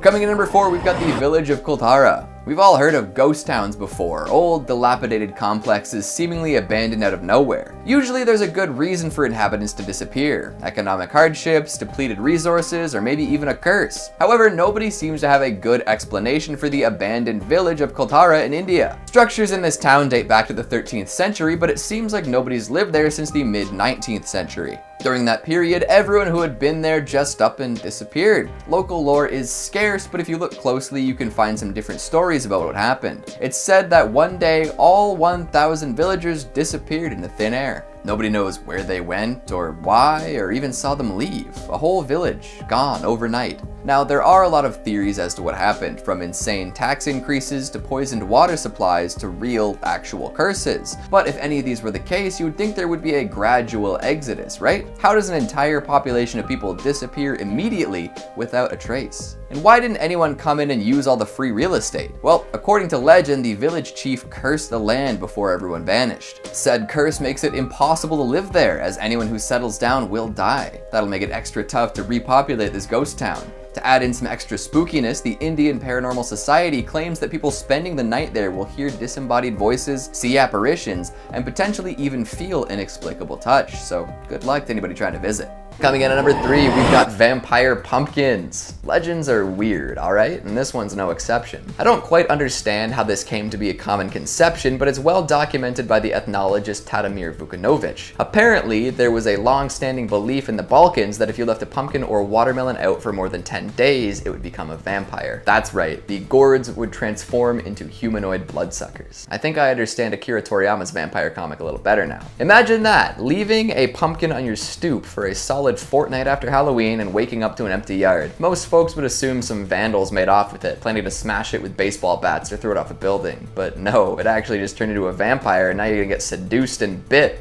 Great. If this is true, folks better get right on their composting habits. It's similar to the belief that any given object left outside overnight during a full moon will become a vampire. I think this legend originates from people being dumb with their belongings, but I might just be reaching. You can be sure that your produce is about to make a change if a drop of blood appears on its skin. Oh, and the pumpkin vampires can change back into pumpkins, so even if it doesn't disappear, you can be the proud owner of some cannibalistic vegetables. Coming in at number 2, we've got Jiangxi. Let's take a trip to China this time and learn about some of their bloody beasts. A popular one is the hopping vampire, also known as the Jiangxi. Usually appearing as a stiff corpse dressed in Qing Dynasty clothing, these undead beings hop around looking for life force to drain. Life force isn't specifically blood in this case, but the two line up just fine. They spring to and fro during the night, hoping to come across some hapless folks. And just like vampires from other cultures, they spend the day locked up in dark places like coffins and caves. They hop because they're corpses. Rigor mortis has long since set in, making it impossible for them to bend their limbs. So instead of walking, running, or any other sort of human locomotion, they can hop around as best they can. They're also an odd green-white tint, frequently attributed to mold from being buried so long. These vampires are a little less sexy than a lot of the other ones. There are a few ways to survive an encounter with the Jiangxi. You can write a spell in chicken's blood on a yellow piece of paper and stick it to their forehead. Or you can use a sword forged from Chinese coins that has been charged under moonlight. Apparently throwing sticky rice at one will draw the evil out.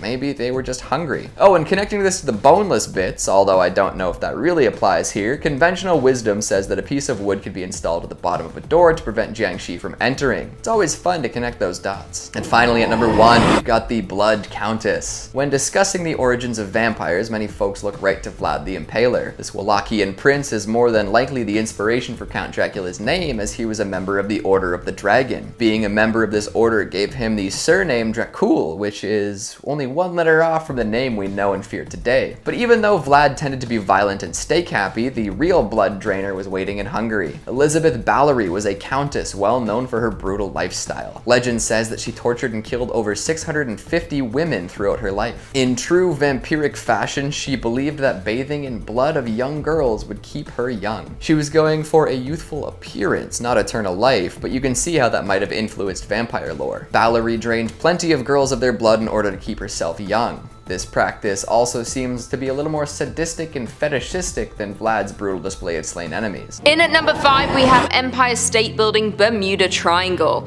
We've all heard about the Bermuda Triangle. Also known as the Devil's Triangle, it is loosely defined as being a region in the western part of the North Atlantic Ocean.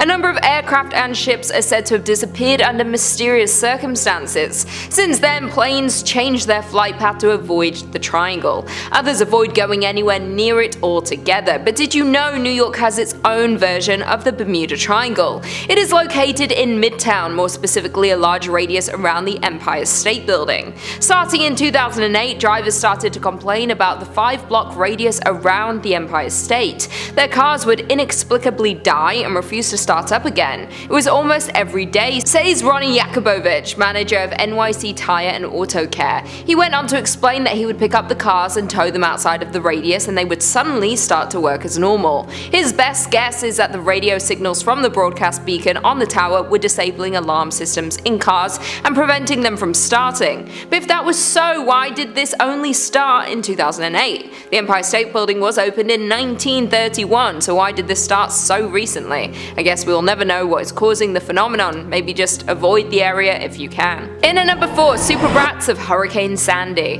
One New Yorker told the story of him and his roommates. They had lived peacefully in a 5th floor loft for years with barely a cockroach invading the space. Then, the winter after Hurricane Sandy, the noises began, scratching and scurrying. I walked into the kitchen one day and saw a rat the size of a small cat crawling across our food shelves, Kevin says. Traps and an exterminator proved ineffective. It was baffling that the rats would find their way to the 5th floor. Then the roommates read reports about rats fleeing inland from flooded subway tunnels after Hurricane Sandy.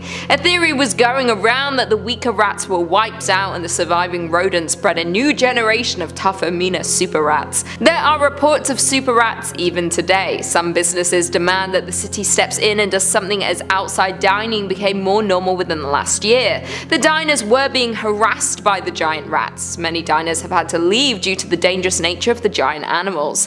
They claimed the rats were getting increasingly hungry with the lack of tourism, leaving them with less to feed off on the streets. The city continues to claim that these super rats do not exist despite the number of sightings and photos of the giant rodents. Many live in fear that the rats might make their way into the apartments as they are harder to kill than the usual infestation. Coming in at number 3, we've got a deep woods discovery. There's nothing quite like having your expectations subverted, yeah? I don't want to spoil too much of this story before I tell it, so here we go. I found this one in green text format, and it seems to be coming from a person living in a rural area. Every year, they find that hiking in the wooded area near their home is quite pleasant in the fall, so they head out to do just that. However, they seem to find some of the more overgrown areas unsettling. Makes sense, especially if you're far away from society at large. As they explore a little more, they notice something dive into the bushes, giving them a start. At that point, the hiker has had enough and decides to book it. There's something nearby though, and it seems to be following quite closely. Eventually, the hiker makes it to the end of the trail and realizes that they have to go back where they came from. After the experience they had, they're not looking forward to it. In the end, they do indeed buck up and head back to the top of the trail. When they get to the part where they saw something dive into the bushes, they realize that it wasn't a monster or anything sinister, but in fact a little girl. She calls out for help, but as the hiker gets closer, a strange feeling washes over him. It looks like the girl is hurt and can't walk on her own, but when the hiker gets close enough for the little girl to see him, she begins screaming bloody murder. Oh no. It's at this point that the hiker gives up all pretenses and eats the girl, taking her form. Bet you didn't see that one coming. Coming in at number 2, we've got the Moose Man. Let's take a quick trip to Alberta, except instead of seeing the mountains or hockey, we'll go looking for shape-shifting terrors. Hooray! There were tales circulating around for a while about some sort of centaur with moose features instead of horse ones, although many claim these to be patently false. That's not going to stop me from talking about it as if it were real though. This thing lived by the river and never got too close to human settlements. However, it would often kill and mutilate game animals to make them unusable. In fact, it's also said to have been involved in the killing and maiming of many men as well. Beyond the moose-centaur comparison, there isn't much to be said about the way this creature looks. It's huge, as all moose tend to be, and walks around with flesh hanging from its antlers. Like many creatures in the same vein, it reeks of something otherworldly and tends to make hideous noises when encountered. Whether the moose look is its only avatar or one of many forms, we may never know. And finally, at number 1, we've got the Roadrunner. Meep meep indeed. While walking his dog at around 10 p.m., our storyteller came across a couple dead rabbits accompanied by a horrid stench. Assuming it was just a fox or something, he moved right along. Soon after, his dog started acting super weird though. It wouldn't move at all and seemed to be staring at something off in the distance, eyes wide. Then, the smell came back. This time he couldn't quite place where it was coming from, but he'd heard enough stories about bad smells and evil vibes in the woods to know to be careful. He took his dog and got off the path, hiding in some tall grass to the side. That's when he saw it. Something almost indescribable. Gray skin, rotten flesh, a horrible, emaciated horse's head, limbs that only seemed to half work. Made him want to run away at full speed immediately, but that was a bad call with it so close by. Sneaking seemed to be the better choice. The man and his dog started creeping away and got about 50 feet. The creature was out of sight now and the man thought he could start running. But apparently the Roadrunner knew exactly where he was trying to sneak away to and was immediately on his tail. Thankfully, the sneaking gave this man and his dog a bit of a head start and they were off to the races. As they ran from this awful beast, the man could hear it breathing. It sounded like an overexcited child, happy to be running in the woods in search of something good. Thankfully, getting back to the jagged gravel path proved to be a challenge for the Roadrunner. Whatever was wrong with its limbs made it difficult to traverse the rocky terrain, and eventually it gave up, screaming all the while.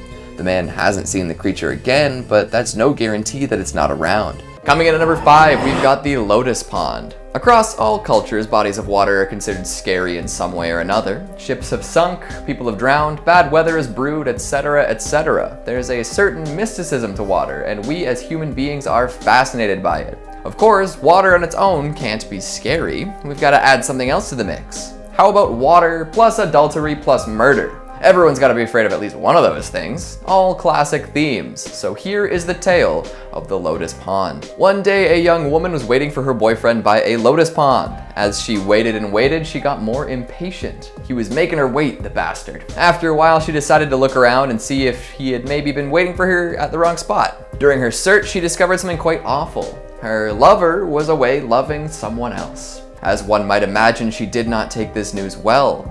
In a fit of sorrow, she threw herself into the lotus pond and drowned. Nobody knows what happened to her boyfriend, but I think it's safe to assume that the next time he walked by the pond, her spirit dragged him into the murky water. These days, it's said that if a couple plans to meet by the lotus pond, they'd better be very careful. The ghost of the girl will call out to any boy nearby, and if he even so much as looks towards the water, he'll be drowned. And that's what you get for even looking, you dirty dog. Now, the lotus pond has such a bad reputation that many folks refuse to go near it. And if you do decide that it would be a great spot for a picnic, you'd better bring your horse blinders. If you hear a girl calling out near this pond, don't respond, don't look, hell, don't even turn towards the sounds, unless you really like chilling below the water. Coming in at number 4, we've got the poor maid. Who's ready for some more adulterous urban legends? So this one's a little more macabre than the jilted pond dweller. This story comes from one of the preeminent Chinese supernatural writers, Gan Bao. Apparently his father was a bit of a womanizer and had maintained a long-running affair with one of the family's maids. This didn't sit well with Gan's mother, who begrudgingly allowed it to happen for years. However, when the father died, she decided to take revenge. The family had a tomb made for Bao's dad, meant to eventually house the mother as well. But when old Daddy-O was buried, the mother also had the maid buried with him, alive. That's some hardcore revenge right there, don't you think? For years, the maid remained underground in the tomb, unbeknownst to anyone other than the mother. Then, 10 years after the death of the father, the mother joined him in the afterlife. Gan Bao had the tomb opened up so they could place her body there as well, and came across an unpleasant surprise. Firstly, he never knew that his mother had the maid buried alive, so there's that little shock to start us off. But amazingly, she was still alive. Emaciated and weak for sure, but alive nonetheless. She was nursed back to relative health and questioned about her survival tactics. Had she been crawling out for sustenance and then returning to the tomb out of some self-flagellating guilt? Had she foraged for grubs and wastewater? In the end, the only explanation she could give was that the ghost of the father had brought her all she needed to survive for years. I suppose he felt bad that his wife had punished this young worker in such a horrible way. Nobody has seen any ghosts walking around with food and water near the tomb since, but folks definitely keep an eye out just in case. Coming in at number 3, we've got the Empire State Bermuda Triangle. You're all familiar with the actual Bermuda Triangle, right? You know, the mystical portion of ocean between Miami, San Juan, and Bermuda that supposedly disappears ships, planes, and anything else that passes through? Well, apparently there's a spot like that in New York, sort of. If you ask around long enough, you might hear the tale of the Midtown Bermuda Triangle. In 2008, folks started noticing something odd. All sorts of cars would die for seemingly no reason and refuse to start back up again. It happened so often that people started looking for reasons why. Someone made the observation that all of these shutdowns seemed to be happening within 5 blocks of the Empire State Building. Mechanics got used to driving out, towing the dead cars a few blocks, and having them work perfectly once again. There are all sorts of theories as to why this happens, but the prevailing idea is that radio signals coming from the Empire State Building's broadcast tower were causing some sort of interference. Maybe they were inadvertently screwing with car alarm systems, stopping them from starting. However, this problem seems to have solved itself without anyone really addressing what was going on. So, was there a mysterious dead zone around the Empire State Building, or were folks just reading too far into their car troubles? Coming in at number 2, we've got mole people. We started with some underground reptiles, now let's get to some mammals. Humanoid mammals. Deep below the city, among the many subway tunnels and sewer systems, lives a city of people not accustomed to sunlight. Mole people. Well, probably not actual mole people, it's just a nickname they all got for living underground. In all likelihood, there are plenty of people living under New York. There are over 700 miles of subway tracks, plenty of which are closed off. So there's lots of space to set up a subterranean life. Rumors of these people living below the surface date back to the 1800s when the subway was first being built. The city had done its best to prevent people from settling in under there, but that's much easier said than done. Often subway construction gets delayed when workers come face to face with some of the tunnel dwellers. If someone was trying to run a train through your house, you'd be unwilling to move too. And finally, at number 1, we've got Cropsy. Oh, now this one is spooky. A legend among Staten Island youth, Cropsy is a figure shrouded in mystery. Some say that he was a respected member of the community that went mad after his son died. Others claim that he was admitted into a mental institution, became a janitor, and then started to kill. The origin story changes from person to person, but his actions do not. Cropsy kidnaps and kills children. He's the Staten Island boogeyman. Summer camps and island tours galore love to scare the daylights out of folks by telling them the tale of the killer on the loose. There's even a slasher movie from the 80s that features a Cropsy character. It's called The Burning. But get this, the legend might actually be true. Sure, he's not around anymore, but it turns out there really was a mad janitor who kidnapped and killed children. Andre Rand worked at Willowbrook, a now defunct mental institution on the island. In 1987, Rand was convicted of kidnapping and murder and racked up more charges later on. Did he inspire the legend, or was he inspired by it? We may never know. Rand is currently serving 2 sentences of 25 to life, but it's doubtful he's getting out. There's a fascinating and freaky documentary about the story of Cropsy that came out in 2009 that investigates the events surrounding the legend. Coming in at number 5, we've got sewer alligators. Iconic. I think New York's sewer alligators might have been one of the first urban legends I was familiar with as a kid. Showed up as a gag in a show I was watching or something. But it's a myth that doesn't seem to disappear. Hell, it even has an incarnation in one of New York's most famous pieces of media, Spider-Man. The lizard, anyone? There's something about the possibility of gigantic carnivores living in the New York City sewer system that has captured the imaginations of folks everywhere. Unfortunately, it's a story that begins with irresponsible pet ownership. Back in the early 20th century, plenty of posh people were looking for exotic pets to bring home with them. Why you would want an alligator in your penthouse is beyond me, but the rich and frivolous thought this was a smashing idea. Now, we all know this is a bad call, but hindsight wasn't quite a thing yet back then. So these folks brought baby alligators home and made cooing noises at their tiny green pals. However, they don't stay tiny and cute forever, so when these alligators became problematic, it was common for their owners to ditch them in any way they could. Some chose to flush them, but it's likely that they were too big at that point to fit down the pipes. This resulted in many being tossed down into the sewers at ground level. The legend says that these gators managed to do quite well for themselves in the dank tunnels, feasting on rats, growing up, and finding other alligators to have little alligator sewer babies with. This all came to a head in 1935 when the Times ran an article headlined, "Alligator Found in Uptown Sewer." A bunch of folks had located and killed an 8-footer out near the Harlem River, giving credence to the rumors. From there, the legend was cemented into city lore. The actual probability of alligators thriving in the sewers is next to none, but the believers keep on believing. Coming in at number 4, we've got Montauk Mind Control. SCP fans might recognize that name, Montauk. It's a hamlet at the far east end of Long Island. Because of this, it can be interpreted as the end, which kind of makes sense in that context. Stranger Things fans might have their ears perked up right now too, as rumors surrounding this village at the end of the island are basis for some parts of the show. There's an old military base out there known as Camp Hero. It's been shut down for a while, but there are whispers of some sinister stuff happening way back when. All sorts of top secret classified experiments are said to have occurred from the 60s through the 80s. The kind of stuff that would never go public because it's pretty messed up. It's almost sci-fi inspired, to be honest. Being at the end of the island lent them a fair deal of privacy, which meant the folks at the base could get up to all sorts of trouble. The big one that folks talk about has to be psychic experiments. Of course, experimenting on adults is no good. They're already fully developed and likely haven't exercised their psychic abilities. It's rumored that children were kidnapped and brought in and forced to undergo psychic experiments.